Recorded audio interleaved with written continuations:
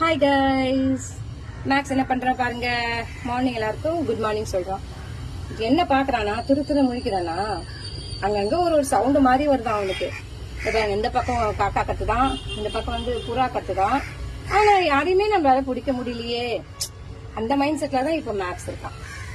நம்மளால ஒரு அண்ணில கூட பிடிக்க முடியல, அப்ப நம்மளாம் வேஸ்டோ அப்படின்னு அவன் நினைக்கிறான்.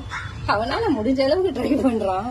அதனால என்ன பண்ணிட்டான், எதையுமே பிடிக்க முடியலன்னு சொல்லிட்டு சோகமா வந்து உட்கார்ந்துட்டு இருக்கான்.